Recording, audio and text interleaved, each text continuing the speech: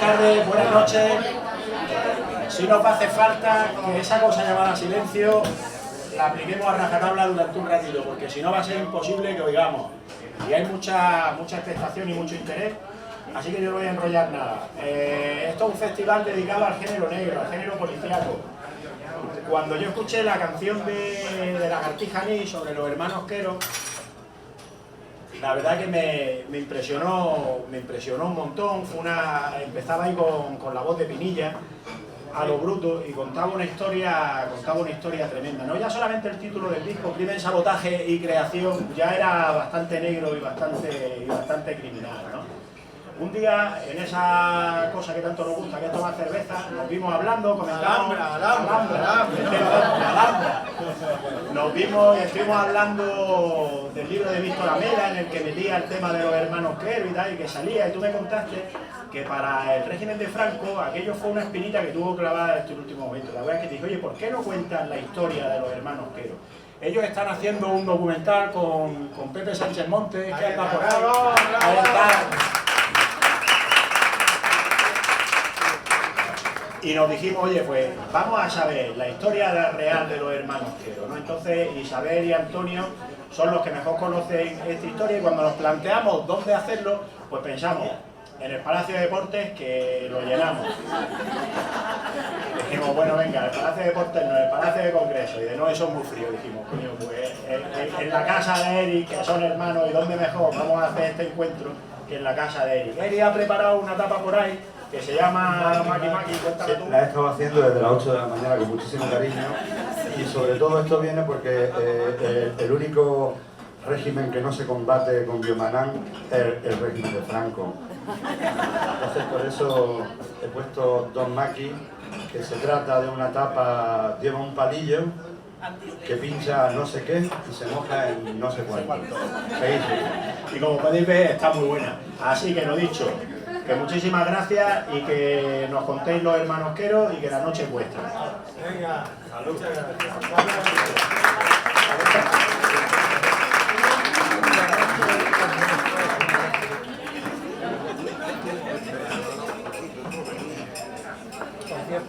Si está la historia de los hermanos Quero en el Festival de Cine Noir, es porque es una gran historia. Primero es una historia tremenda, ya narrada en algunos libros que os comentará Isa, y es una historia que empieza en una Granada, si no idílica, al menos tenemos una serie de personajes distribuidos por el Albaicín, la familia de los Quero. Tenemos a Pepe Quero cantando, al que llamaban el ruiseñor de la Alhambra, vendiendo carne.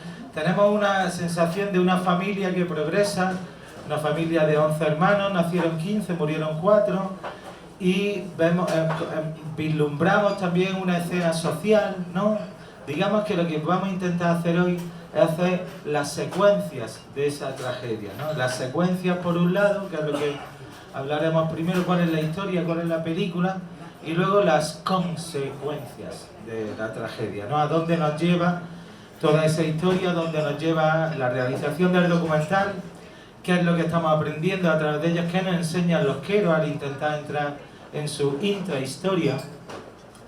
Porque a la hora de comenzar esta película, ¿no? En ese Albaicín, el padre de los hermanos Quero tenía un negocio de carne, también tenía la distribución de carne en el Fargue, en la fábrica de pólvora para los soldados y tal. Y de pronto hay un golpe de estado de Franco, y bueno, de mucha más gente que Franco.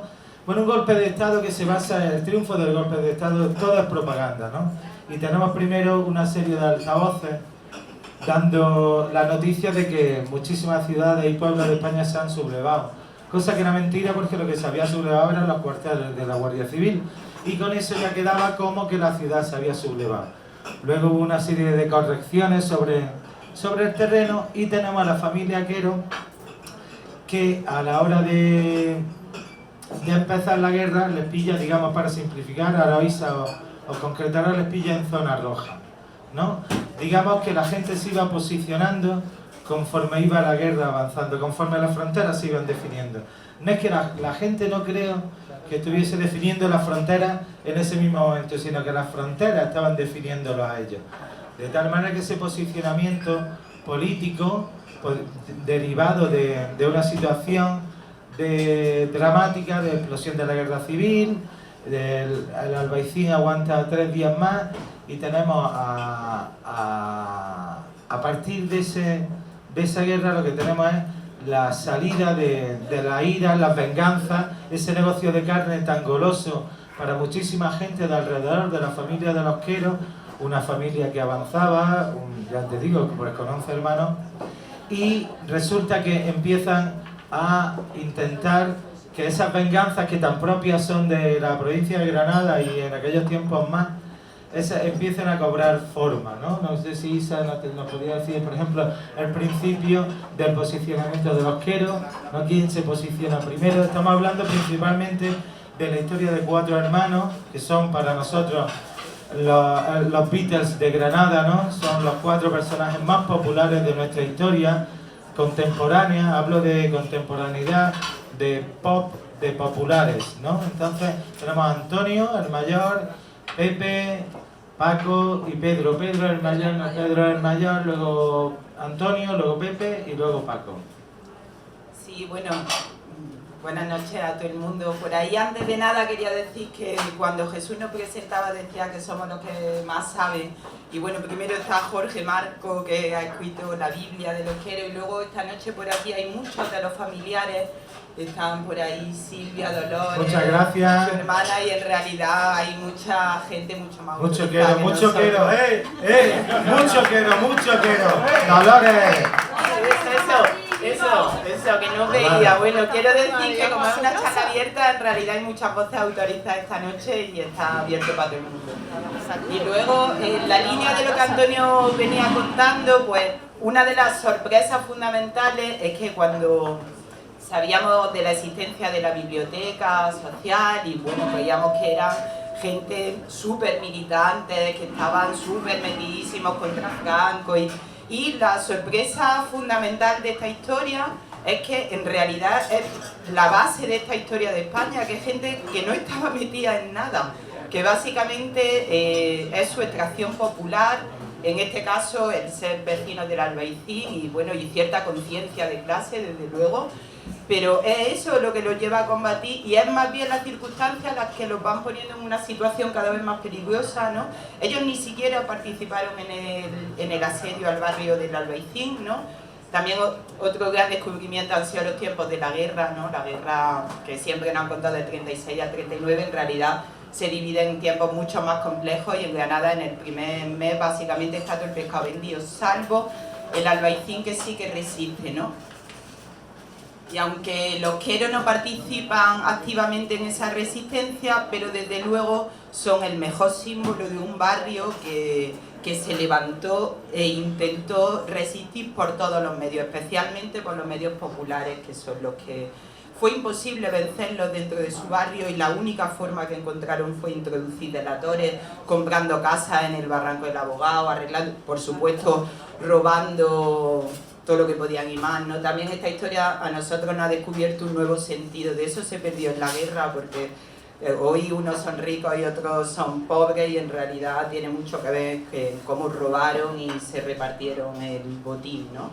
Y cómo funcionan con los Queros. Entonces, tal vez la parte más sorprendente es esa, es que ellos, bueno, en el caso de los hermanos mayores, solo Antonio militó en la UGT, ninguno es militante activo, poco a poco van llegando y hay uno de ellos, Paco Quero, que tenía 13 años cuando empieza la guerra y 20 años cuando se ve en la obligación de huir después de que le pegan unas palizas espantosas. O sea, en realidad son gente, es una historia de supervivencia y de resistencia, ¿no? Y de coraje y de valor.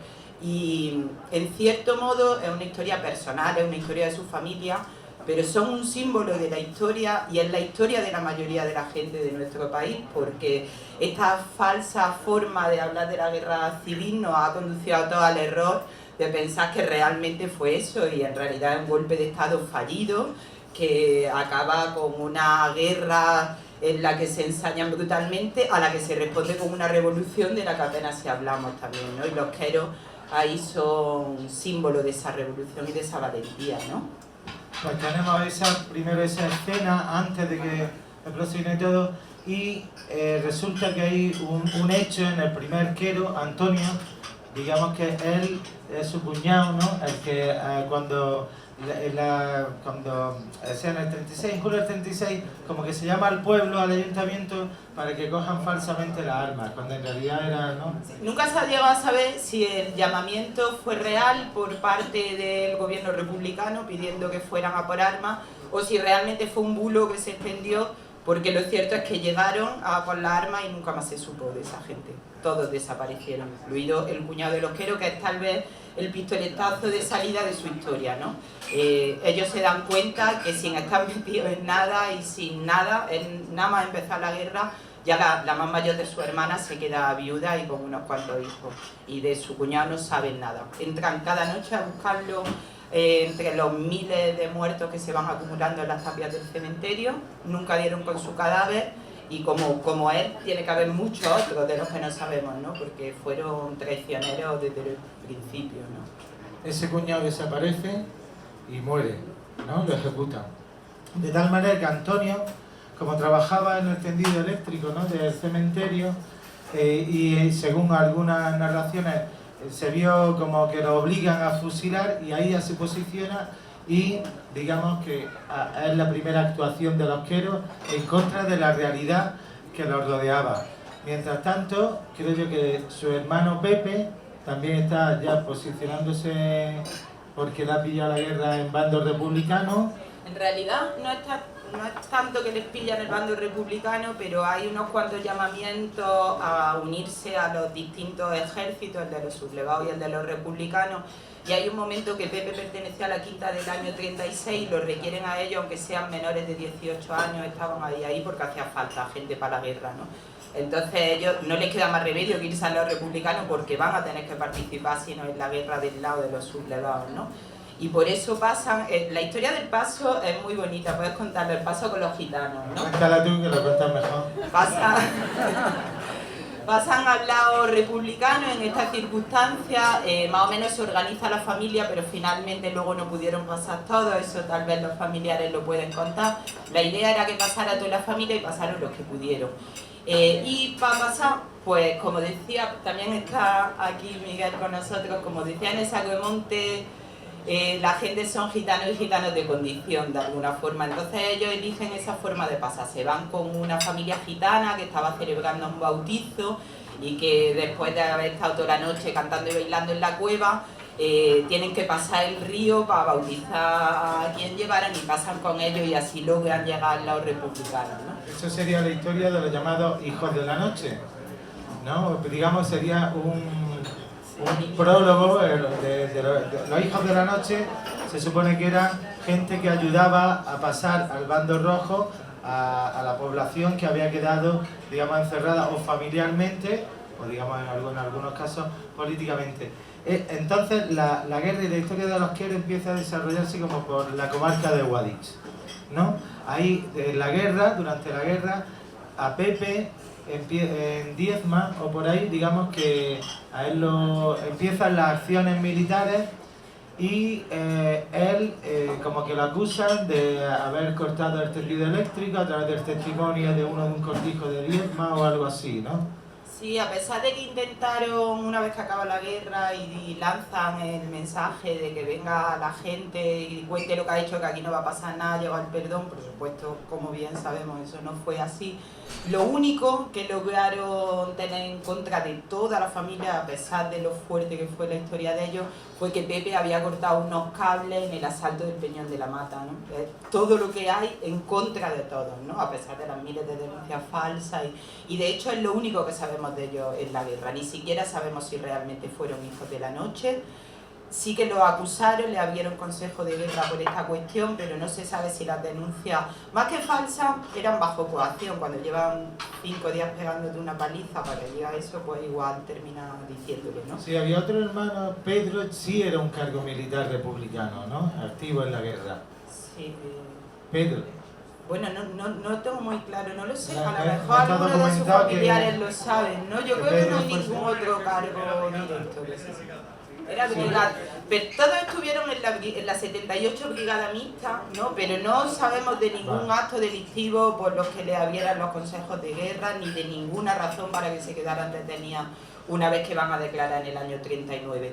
Sí que en el año 39 Pedro Quero aparece en el campo de concentración, que esa es otra de las sorpresas de esta historia, ¿no? Los campos de concentración, que algunos los tenemos bien cerca. Pues Pedro Quero aparece en el campo de concentración de Benalúa de Guadix, donde trabajaban picando piedras, fusilaban a la gente, donde el régimen solo reconoce que hubo actividad hasta el año 39, pero que hemos podido visitar colándonos, Antonio y yo, y hemos visto escritos en las paredes firmados en el Hasta el año... 62. Claro, o sea, Hasta el 62. que no es verdad lo que cuenta el régimen, ¿no? Y este Pedro sí que estaba allí, su padre logra sacarlo con la ayuda de unos avales, y suponemos que por algún tipo de cargo relacionado con su actividad en la guerra, pero no queda claro cuál es. No Vale, se sabe tenemos, cuál es. digamos, ya posicionado la historia, el avance de la historia de los hermanos Quero, y termina la guerra de tal forma que existe el llamamiento. En el llamamiento acuden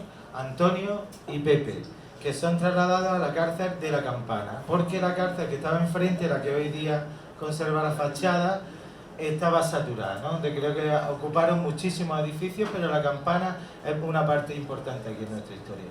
Sí, es también como parte de toda esta sorpresa, ¿no? En realidad sale Pedro del campo de Benalúa, van a buscar, vuelven a requerirlo, la comandancia del Fargue, llegan a su casa y como no estaba Pedro se llevan a Pepe.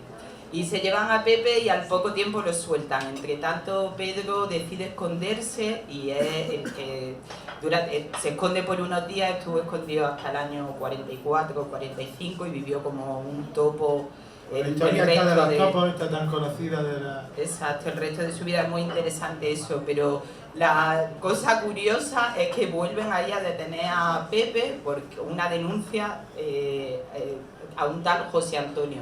Y como él se llamaba José Antonio y su hermano se llamaba Antonio Benito, pues entonces en este caso se llevan a los dos porque no saben a cuál de los Antonios han denunciado y terminan los dos en la cárcel de la Campana, ¿no? En la Pero Campana, así de arbitrariamente. en la Campana creo que Antonio estaba condenado a 30 años, que era prácticamente estar condenado a muerte, y Pepe estaba como pendiente, no sé si le aplicaron 15 años. El caso es que ahí empieza a despertar, digamos, todo lo que es el gen de los Queros, la inteligencia, la osadía, la valentía, total, que acuden a ellos para que hagan ciertos trabajos para los funcionarios, para el director de la prisión, ¿no?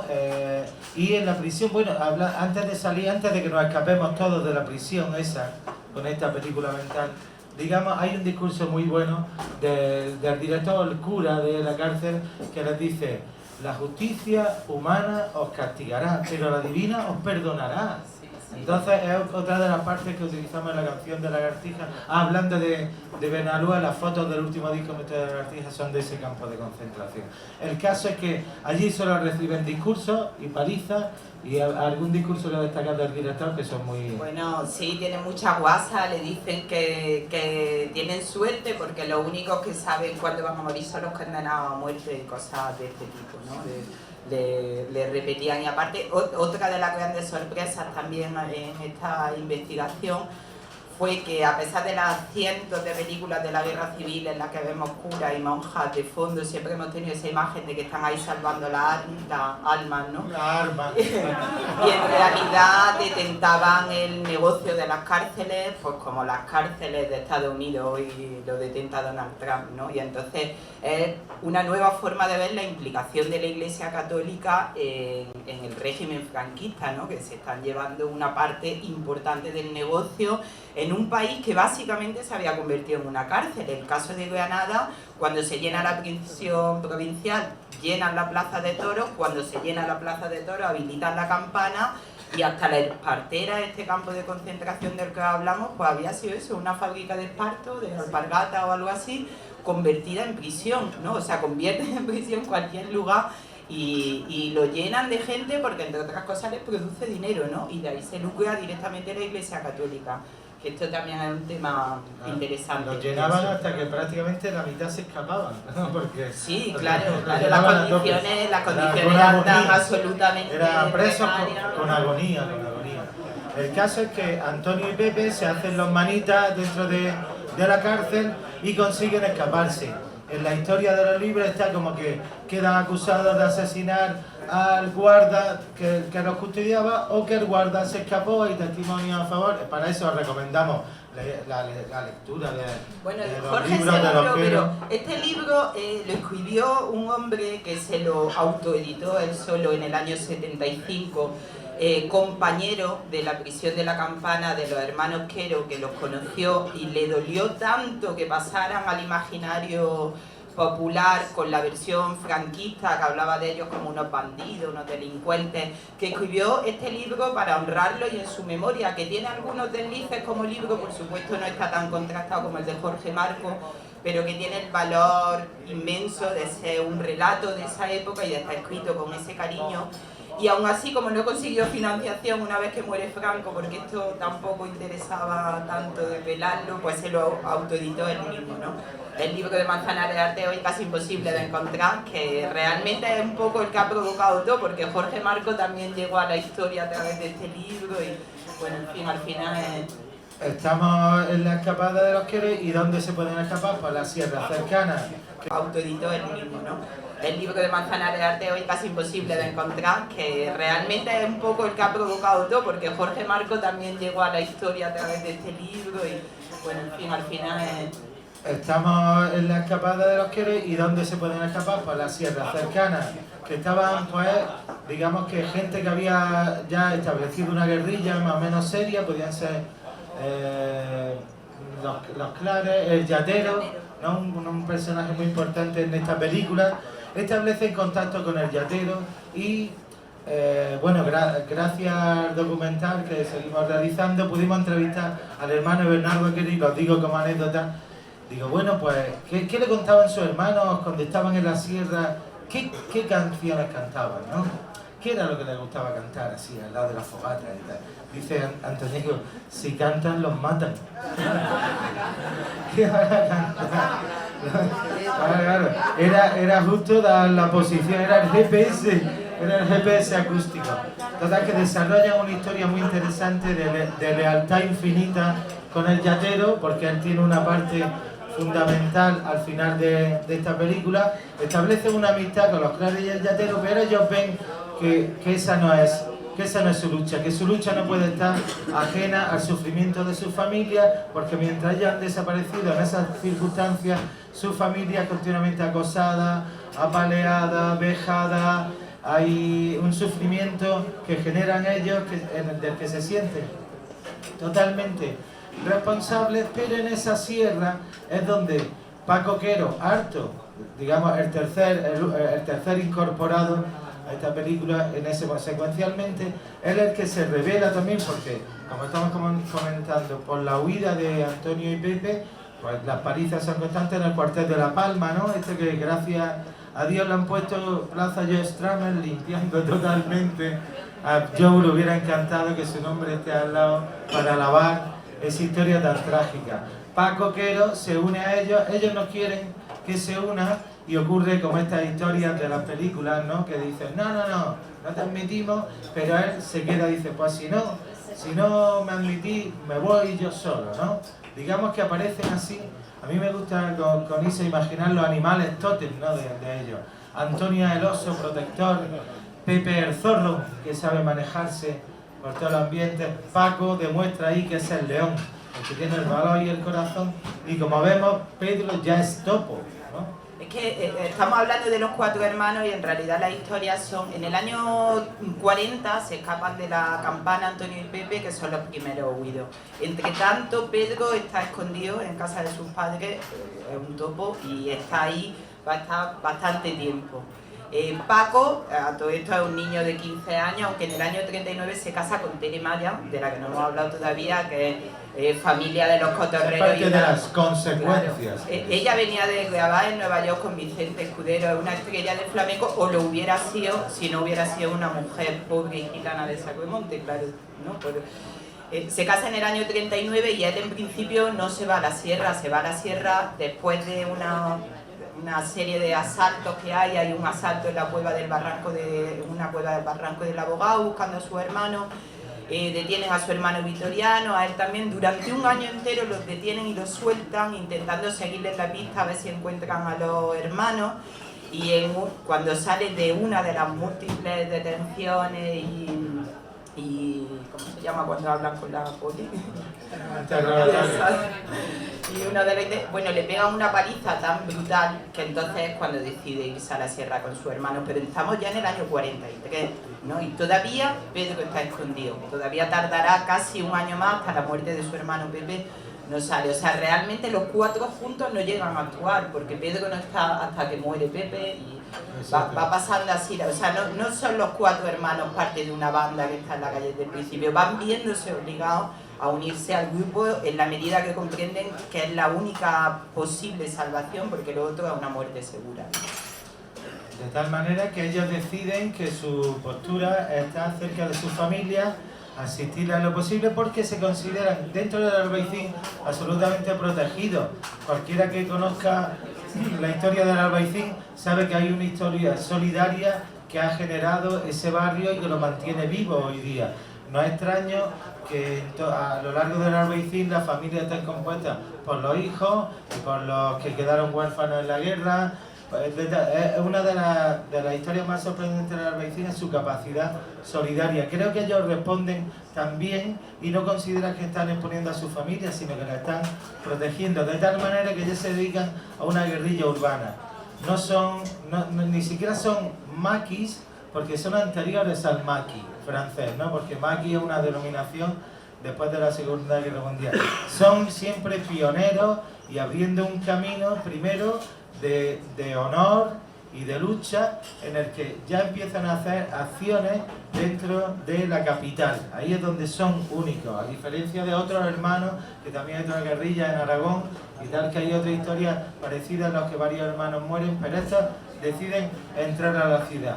Y sus acciones principalmente, que ahora explicaréis con detalle, digamos que se podrían resumiendo: robarle a los ricos y a justiciar delatores, que era otra cosa que robarle a los ricos tenía mucho que ver con la financiación de esa guerrilla que todo el mundo estaba apoyando, partidos comunistas, tal, hasta que ven la caída en el 45, pero digamos que en esta historia sus acciones se centran en estos dos tipos, ¿no? ¿Cómo qué? Sí, totalmente. De hecho, Pepe, aquí tengo una de las cartas que enviaban a veces pidiendo, bueno, son geniales.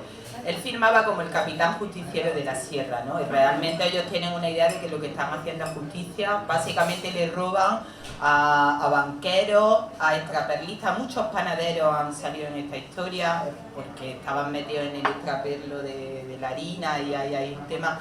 A veces a miembros de la iglesia, también al cura de Pulullena y a otros tantos, en casa de un falangista. O sea, siempre son golpes con algo de enseñanza moral, por decirlo de alguna forma, pero luego sus cartas son bestiales porque gastan una honestidad inesperada, ¿no? Le dicen, ya sabes que cuando caiga el monstruo alemán te devolveremos el dinero que te estamos pidiendo, solo queremos hacer justicia, nosotros no queremos faltarle respeto. Son impresionantes, ¿no? A veces casi caen en lo ingenuo, ¿no? Hay un tío, por ejemplo, Manuel Bueno creo que se llama, al que van a robarle un dinero y este le dice que no tiene ese dinero, y entonces quedan para otro día volver y que el tío se lo devuelva. Por supuesto el tío se fue a la policía y los denunció, ¿no? Pero ellos confiaron totalmente en la palabra de ese hombre, porque para los que su palabra tiene un peso brutal, ¿no? Y es muy fácil deducirlo de sus cartas, ¿no?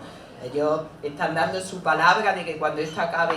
Y eso también marca, a partir del año de finales del 44, el 45, el caos es evidente. Ya saben que ya no es una opción momentánea mientras que acaba el fascismo, ¿no? Que ya saben que es lo que le queda de vida, que la caída del fascismo europeo no ha acabado con Franco, casi que lo refuerza porque le venía bien a los americanos para hacer negocios y no esa pequeña isla, y entonces ellos ya se dan cuenta de que eso es lo que les queda y ahí ya salen salvajemente, y de hecho son mucho más duros los asedios y no tardan mucho en morir, ¿no? En el 47 muere el último de ellos, ¿no? Tenemos esa historia y luego también robaron a los Rodríguez Acosta con un secuestro elegante, como vemos también en sus cartas, una escritura elegante. Es verdad, son románticos, son moralistas, son éticos, son muy éticos. Es una lucha realmente cargada de ética y cargada de compromiso, y le roban de tal manera que va a Vista Alegre, al Palacio de Vista Alegre, secuestran ¿cuál es? Quinta Alegre, eso. Al Palacio de Quinta Alegre secuestran a la familia de tal manera que va el secretario, quien sea, a pedir al banco 250.000 pesetas. Otras fuentes cercanas a la familia hablan de 400.000 pesetas. Hay que tener en cuenta que después de la guerra los ricos dirían una cifra ligeramente a Pues lo reclamaron, porque el mismo día del robo a los Rodríguez Acosta también le roban a otra familia, que son los Sánchez Montes, que no tienen nada que ver con la familia de nuestro director. No, me encanta. No tienen nada que ver con él, pero la señora Sánchez Montes fue lista, la verdad, y le dio una serie de billetes, o sea, apuntó la numeración de los billetes. Precisamente esos golpes salen relativamente mal. Al día siguiente empieza el asedio a Pedro, primero en la mina del Cut y luego a Paco. Recuperan el dinero y como tienen el número de serie, pues la señora lo reclama, y entonces, pues claro, las cantidades se engordaban ligeramente porque también la intención era que se lo devolvieran o sabían que le iban a devolver parte. Digamos que tenemos otra escena bastante, digamos, hay una escena de baile, que es donde creo que secuencialmente llegaría esta escena de baile, o antes llegó, cuando matan al otro empresario. Primero digamos que todavía, exactamente, a este nivel de la historia tenemos ya a Pepe pues mandando cartas o dándolas en persona y viviendo una doble vida, una vida, digamos, escondido por los alrededores de Granada, y otra vida familiar que ellos empiezan a dejar un poco de lado para salvar a esa familia, ¿no? Y el primero, haciendo este tipo de acciones, el primero que muere es Pepe Quero, ¿no? Para mí, el John Lennon de esos Beatles, ¿no? Ellos entran en unos almacenes que lo llamaban almacenes negros, en otros lados no lo llamaban almacenes Contreras, según otra versión. Ese está al lado, que nosotros hayamos visto, al lado del planta baja. Esa esquina que baja, que hay un edificio, ese podía ser, ¿no? Para que nos imaginemos la escena. Entran Paco Quero y Pepe Quero.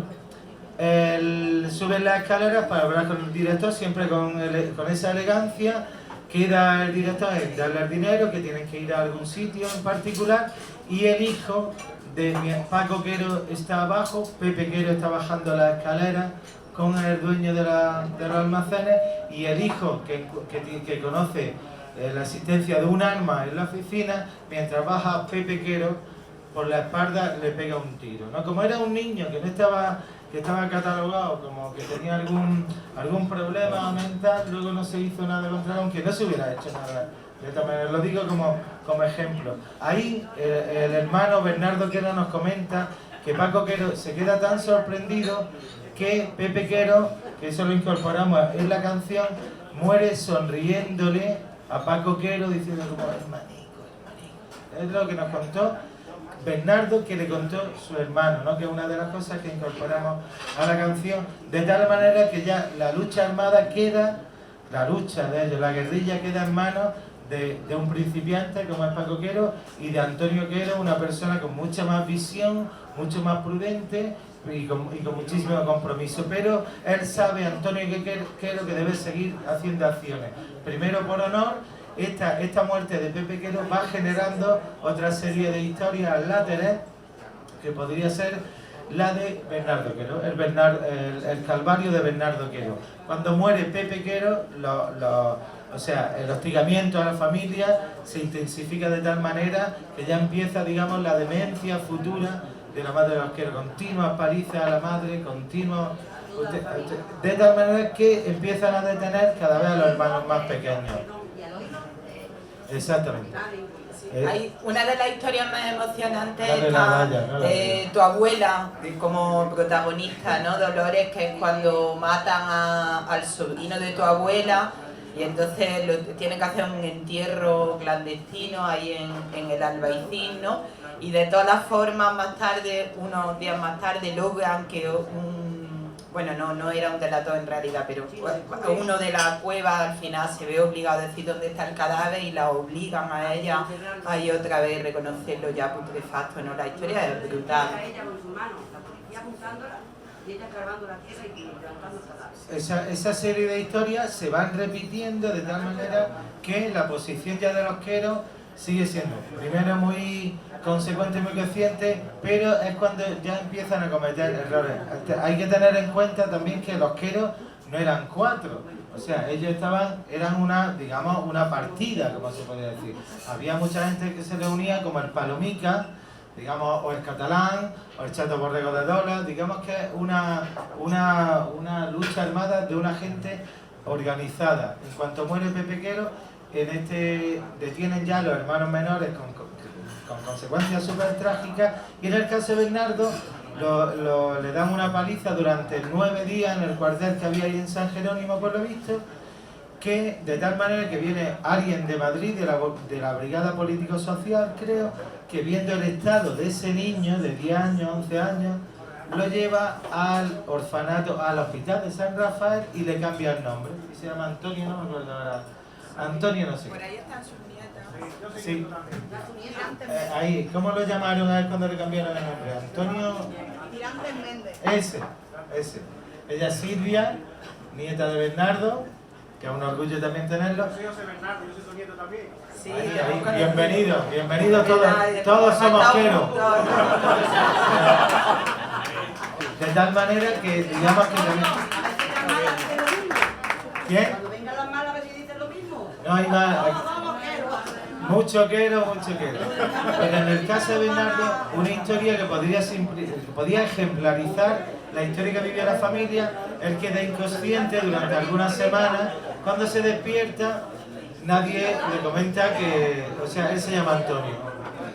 De tal manera que él ve incluso a su madre vestida de luto intentar buscarlo, pero él no puede hacer nada. Se escapa y aparece como un fantasma, ¿no?, en su familia. De tal manera que la familia durante 6 meses aproximadamente, desde que está en San Rafael hasta que se escapa de Armilla, creo, de un orfanato de Armilla, es donde aparece ese fantasma de Bernardo que ya la familia consideraba muerto.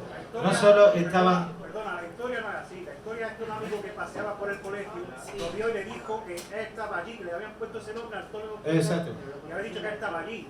Que fuera su madre a decírselo. Pero no fue una escapada de Bernardo. No. Bernardo sí. Se escapó varias veces. Que se escapó varias veces, exactamente. Pero eso fue después. Vale. Pero que ya pudieron conectar con la madre a través del testimonio. El amigo ese que lo conocía, le decía que hizo a mi madre y su madre fue allí. Pero el amigo este es el que se quedó de piedra, ¿no? Estaba Cuando en la planta de arriba y escuchaba a su madre hablar. Exacto. Estaba ahí hablando y dice, mamá, y desde arriba, ese es mi hijo, porque le habían cambiado el nombre y entonces no lo daban con él. Entonces fue cuando se echaron a los curas, se echaron allí gente que apoya, ¿eh? Y aún así, claro, aún así, ¿Qué ha pasado aquí? claro, aún así la familia,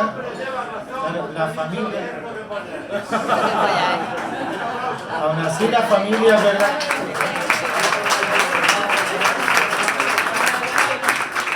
Aún así la familia, cuando fue a por Bernardo, no podía hacerlo legalmente hasta que el cambio de Mi nombre... abuelo era el que llevaba de comer a ellos. Exactamente. Estaba en el cementerio. Él era el Y enlace. era el que llevaba de comer a ellos, le llevaba X cosas que le hacían falta. Entonces tenía 9 años cuando hacía aquello. Exactamente. Y según nos contó Bernardo, lo llevaba en esquelas que le cosían en el cuello de la camisa, lo que él llamaba las esquelas, que era información, que también lo que sería parte de la historia, quién le daba la información a la familia, ¿no?, de las cosas que necesitaban hoy los queros, ¿no?, que sería realmente o principalmente gente del régimen afín a la historia o sensible a la historia. De tal manera que tenemos la historia de Bernardo como ejemplo de lo que estamos viviendo, y una vez muerto Pepe Quero, la búsqueda de la familia se concentra en las acciones que luego harán Antonio y Paco. Por lo pronto, Antonio ya comete un pequeño error, ¿no? En el asalto a un empresario en Granada, ¿no?, que estaba por cerca del Hotel Palace, hay un tiroteo en el que muere este empresario, ¿no? Antonio, ¿con quién va en ese caso? No me acuerdo con quién iba, ¿no? Que le cosían en el cuello de la camisa lo que él llamaba la esquela, que era información, que también lo que sería parte de la historia, quién le daba la información a la familia, ¿no?, de las cosas que necesitaban oír los queros, ¿no?, que sería realmente o principalmente gente del régimen afín a la historia o sensible a la historia. De tal manera que tenemos la historia de Bernardo como ejemplo de lo que estamos viviendo, y una vez muerto Pepe Quero, la búsqueda de la familia se concentra en las acciones que luego harán Antonio y Paco. Por lo pronto, Antonio ya comete un pequeño error, ¿no? En el asalto a un empresario en Granada, ¿no?, que estaba por cerca del Hotel Palace, hay un tiroteo en el que muere este empresario, ¿no? Antonio, ¿con quién va en ese caso? No me acuerdo con quién iba, ¿no? Y por otro lado, Paco con el Palomica, también después de la acción de Pepe y la muerte de Pepe en los almacenes, el negro, llamémoslo así, se dedican a rondarlo de alguna manera. En esa persecución o espionaje, no se sabe bien por qué, si el de los almacenes se había comprometido, no tiene que ver la historia, pero en ese rondar esa historia a esos almacenes es cuando lo localizan a Paco Quero y al Palomica en la Plaza de los Lobos. Una de las escenas más cinematográficas de la historia, porque hay una persecución por el centro de la ciudad que, bueno, de los mayores muchos la tendrán en su memoria, y creo que por lo que los Queros se hicieron muy famosos, ¿no? O sea, llegaron a ser, al final había acciones, muchas de ellas que no se ha podido demostrar que estén vinculadas con ellos, incluso que sabemos que las llevaron a cabo miembros de otros grupos, pero hubo un momento en la ciudad que cuando sucedía algo decían, eso hace un Quero, eso lo ha hecho un Quero, ¿no? Al final a la resistencia la llamaban así, ¿no? Y justo estaba hablando del Palomica, y quiero recordar una cosa que es muy importante en esta historia, que es su extremado sentido de la fidelidad entre ellos y su enorme valentía, y de alguna forma una especie de pacto de si al que pillen, ¿no?, al que pillen, pues nos matamos antes de hablar, ¿no? Y el Palomica cae cuando matan a Paco Quero, entonces Antonio Quero huye, que era ya el último de los hermanos, pensando en que lo habían cogido en tan malas condiciones que podía hablar, y casi todos se mataron con la última bala, ¿no? Pero el Palomica es un caso excepcional porque tiene una herida en el cuello, lo llevan al hospital, están intentando hacer que sobreviva para que declare, porque quieren tomarle declaración, y se mata a sí mismo metiéndose la mano en la misma herida que tenía en el cuello hasta que muere el tío, ¿no? ¿Hasta qué punto hay que ser fiel a unos amigos, contar de no abrir la boca y contar de que no te hagan hablar, ¿no? Pero Paco Quero ahí se ve absolutamente en el foco del régimen, ¿no? De tal manera que él sube hay otra escena en la que ya acude al Albaicín, consiguen esconderse a través de alquileres de amigos y consiguen tener casa en el Albaicín, y en una de esas noches que digamos que hay un baile, una escena tremenda también, hay un baile y hay un acordonamiento totalmente del Albaicín. El baile prácticamente es una puesta en escena, a la gente lo invitan al cine o los esconden en el cine y se dedican a intentar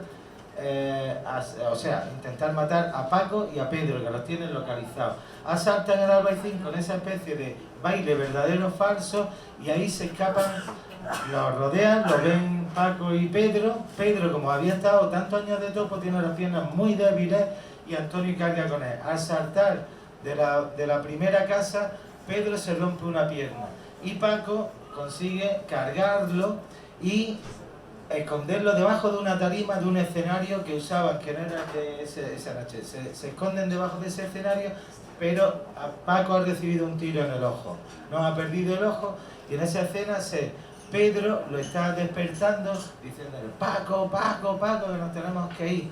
Y le dice Paco: Pedro, he tenido un sueño horrible. Que dice Pedro, no es un sueño, no es un sueño.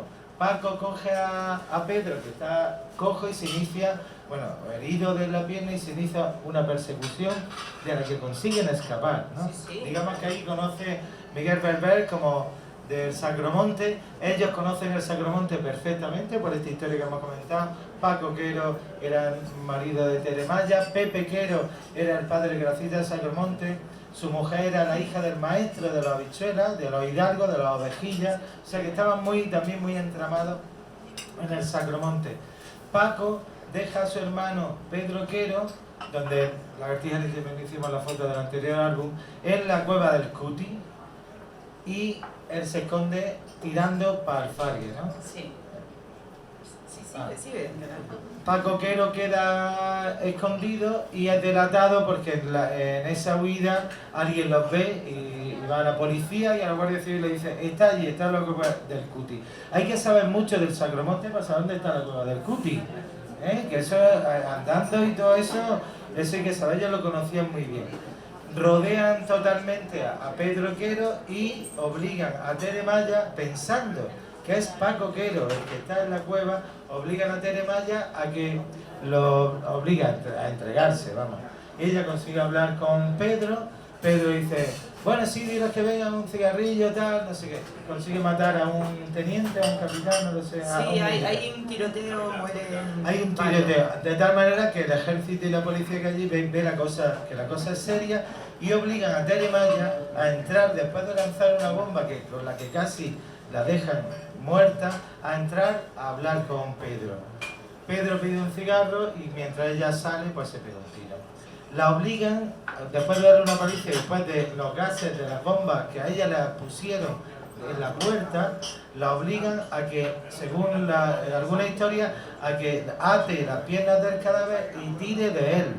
No solo el recorrido que es sacarlo de la cueva, nosotros creíamos que era un punto, por lo visto puede ser la cueva de al lado, pero digamos que es una hondonada, hay una hondonada en esa cueva.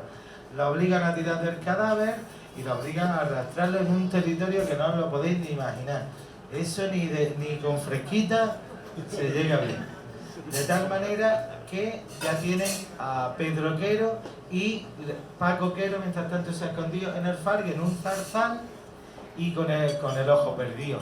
Aguanta ahí durante unos días y a través de la ayuda de un pastor establece contacto, lo sacan de allí, lo salvan, le curan el ojo, y hay gente, me ha hablado con la panadera del Albaicín, gente que tuvo testimonios de verlo, así, porque además estamos hablando de unas personas, de unos actores muy altos y muy guapos. Por lo que nos han contado todo el mundo, de gente muy alta, alto, guapo y muy querido en su barrio, ¿no? La gente guarda un recuerdo y tiene una relación con la familia que todavía Paco Quero con Antonio, ¿no? Gente muy querida. Paco Quero con Antonio siempre intentan retomar la lucha, o por lo menos orientarla, y en eso Paco Quero es visto por la zona del Realejo, y en ese caso intenta esconderse en una casa y lo matan en la esquina de la calle Sebastián, de tal manera, ese es, por lo visto, según ha contado familia de Bernardo, puede que en algún documental, en algún sitio haya alguna foto de Paco Quero. Nosotros no, hasta donde llegamos, no lo hemos visto. Digamos que ya muere Paco. Esa secuencia ya a Antonio sí que lo deja muy aturdido y decide esconderse en La Vega. Así pasan unos cuantos meses y tenemos en cuenta que ya el régimen sí que lo tiene enfocado en este, digamos, alfa y omega, que es Antonio Quero. Él es el alfa y omega de la historia. Queda solo, y a lo que se dedica el régimen es a través de conseguir delatores, gente cercana, para hacerle la traición final, digamos la traca final de la historia que tú nos puedes contar. Sí, bueno, pues exactamente así. Si no, bueno, en toda la historia, aunque no hemos hablado mucho de ellos, si no hubiera sido por el papel de los delatores, nunca hubieran cazado a ninguno, ¿no? Pero lo hicieron de múltiples formas y también había delatores en múltiples circunstancias. Había gente que también lo hacía para salvar a los que tenían en la cárcel, en fin, muchas maneras. En esta historia hay algunos nombres que merecen mención aparte en esta oscura forma de estar que tenían, ¿no? Unos son los guineas, traidores fundamentales. Más malos. Otro un hombre horrible que colaboró siempre con la policía, se llama Miguel Peña, era también vecino de Zaldín y al que también juega un papel muy importante. Y luego una serie de personajes rarísimos que forman parte de la resistencia en un momento, pero también juegan del otro bando y nunca estuvo muy claro su papel, entre ellos el comandante Villa, que también merece casi una película aparte porque es una historia alucinante, se mete en el convento Zafra, intenta convencer a las autoridades de cómo se ha convertido, bueno, es una historia. Y su mano derecha de este comandante Villa, que era Fermín Castillo, que finalmente es el que delata a Antonio Oquero. Y en los que ellos confiaban totalmente, porque es que además este Fermín Castillo, el Sevilla, el comandante Villa, sí que eran militantes y estaban intentando agrupar las organizaciones guerrilleras, ¿no? Entonces realmente es porque necesitan armas, se ponen en manos de este tío, lo venden, dice en qué casa del Camino de Ronda está, y allí pues la escena final y más cinematográfica de la la gran historia, escena ¿no? final por el personaje tótem de la historia, Antonio, ¿no? Ese gran oso, ese gran figura protectora que se le han ido escapando de las manos muchísimos hermanos suyos, muchísimos familiares. En esa historia, digamos que él está rodeado de un familiar catalán y el Chato Borrego. Las quedan apresados los tres en una casa de un par de plantas, no lo sé, bueno, la que se estuvo llamada durante muchos años, la Casa de los Tiros en el Camino de Ronda número 7 tengo yo en los La textos, Casa de pero los Tiros realmente no sé exactamente quedan encerrados ahí y viene el ejército, un helicóptero, la policía, todas las fuerzas posibles del orden este que tenían, ¿no? De tal manera que durante 3 días, el Chato Borrego muere también el primer día, el catalán muere al segundo día y Antonio consigue resistir durante, digamos, esos 3 días, solo pues derribando paredes, tirando las cañerías, o sea, inundarlo todo, un tío solo con esa capacidad, porque de hecho él era muy habilidoso con todo, ¿no? La olla que quedó luego para su familia, para darle de comer a 30 nietos, la había forjado Antonio, según nos cuenta la familia. También había hecho la habitación para que Pedro viviera allí como topo, la habitación en la cueva de Martirio donde se el Homo Faber, ¿no? Así de la historia. Y él aguanta 3 días. Llevan a la familia, intentan convencerlo y ya en el ideal, como bien refleja el libro de Jorge Marcos, empieza, digamos, esta historia final, de tal manera que Antonio muere con esa, según la historia, con esa promesa de el último tiro es para nosotros, ¿no? Después de intentar convencerlo el padre, él se rehúye la ayuda del padre y no es que la rehuya, sino que le salva porque el padre también quiere meterse con él y morir con él, ¿no? Sí, porque el padre es muy consciente de lo que está pasando y digamos que una historia que Granada vivió en aquellos momentos como nadie se puede imaginar, queda como la estraca final, ¿no? Ahora que han mencionado a Fermín Castillo, de nuevo entra un personaje del que me hablado al principio, el yatero, ¿no? Fermín Castillo creo, o el otro, Sí, el yatero, el modesto y el... No digo el de los delatores, el Peña, creo que fue el Peña o Fermín Castillo los que van por Granada. No, pero creo... Sí, pero hay una historia de que el yatero a justicia... Sí, eso justo, el yatero, el Tito y el Román. El Tito había sido uno de los que se escapó con ellos de la campana y siempre estuvo en la sierra, el Román otro. Y el yatero que fue en realidad el primer huido de España y el primero que forma una partida en la sierra, creo que en Granada el primero que forma la partida, un tío de la Peza, porque me ha ayudado a descubrir la historia de mi propio abuelo también, lo cual agradezco allí donde esté. Pero o sea, una vez que cae Antonio, que han visto a Fermín Castillo en la puerta del edificio con la policía y que saben seguro quién lo ha delatado, porque estaba con él en la casa dentro, ¿no? Y entonces deciden vengarse por su amigo. Fermín Castillo lo matan, al que estaba implicado con él logra escapar a Francia y queda el padre de los Guinea, que son unos personajes que, porque vamos un poco rápido, no hemos podido contar, pero bastante oscuros y muy determinantes en esta historia, y entonces lo matan y le ponen en su camisa negra una nota que os voy a leer porque en cierto modo es el final de esta historia, ¿no? Y escriben en la nota: justicia guerrillera. A todos los confidentes os quiero decir que por chivato indecente he dejado de existir. Os veréis como me veo si no abandonáis el oficio, pues los bravos guerrilleros en justicia son rígidos. Fin de un chivato. Así que así acabaron vengando la película de los hermanos Quero. Muchísimas gracias. Tiene muchísimas más formas, distancias, historias. Pero esa es la historia.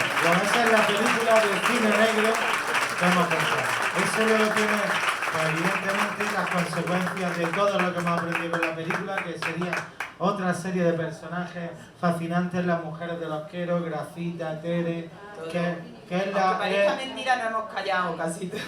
Es la historia que nos cuenta la historia de los Quero. Pero lo que hemos contado es la película de los Quero. Muchísimas gracias. Es la leyenda, es la leyenda.